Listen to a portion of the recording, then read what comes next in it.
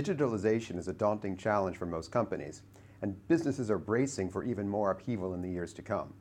Charles Galunic, INSEAD Professor of Organizational Behavior, has been talking to executives about how they're coping with digital uncertainty. His newest research gleans general lessons and insights from their wildly diverse experiences. He joins me now on INSEAD Knowledge. Thank you for being here. My pleasure. One of the interesting aspects of the research is that you have started referring to digital transformation as a journey, not really a transformation. Can you elaborate on that? I hate the term digital transformation because it gives the impression that it's sort of a caterpillar to butterfly moment, that you receive some sort of code book and magically you're transformed into a digital company. I think it's much more back and forth than that. I think there's a lot of pain and challenges along the way. I think there's a lot of discovery along the way. And what are some of the stages of the journey? So the article that I wrote takes you through 10 checkpoints on going digital.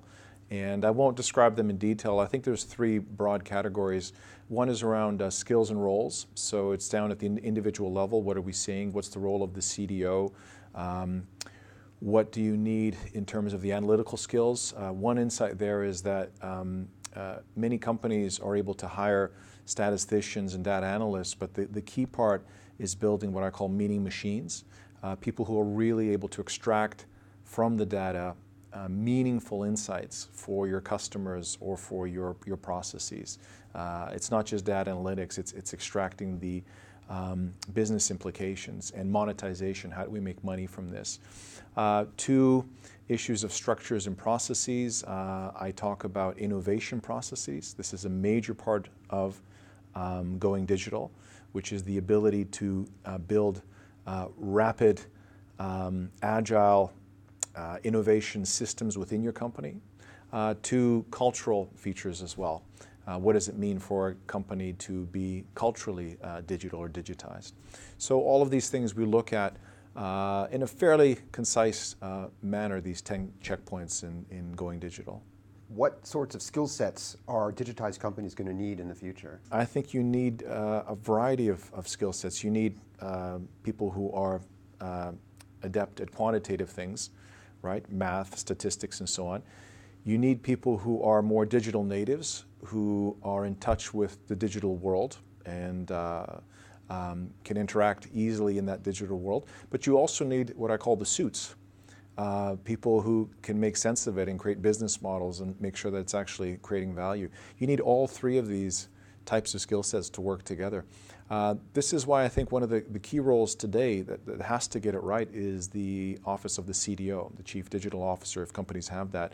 The main job of this person is not to develop strategy, it's not to develop IT, but it's to be effectively the collaboration officer for the company, to build a strategy for collaboration in the companies, to pull the various pieces together and help them to work.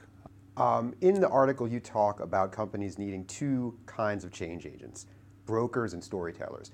Brokers are simply very effective bridges between the different parts, knowledge sets in the organization. You need people who are very good at brokering, who are able to bring people together in a positive, low conflict way to help them to combine forces, combine insights, and make stuff happen. The other thing that they need is you need the capacity to build narrative. It's remarkable to me when I was talking to people is how much they would say, look, we had a lot of techies out there selling these projects or digital ventures. They couldn't sell because they couldn't put this together as an interesting story. They couldn't put together a story that links the company's past, where it was, what it did, what it's good at, to the present situation, to the context and the challenges that it has, to the future possibilities, creating more of a vision around these technologies. So how have the executives you've spoken to dealt with internal resistance within their organization? Right. Well, first thing to mention there is they all almost systematically blame, point the finger at middle management, right? People who've been there maybe 10, 15, 20 years, and they find that there's a lot of resistance to things digital there. I think one of the reasons they resist is not because just fear and frustration, because power may be moving out of their hands, and us democratizing marketing decisions and other business product decisions. But it's quite frankly a lack of time. A lot of their metrics are focused on very short-term results. And if you don't give them the time and the proper metrics to get their heads around more digital things, it's probably not going to happen.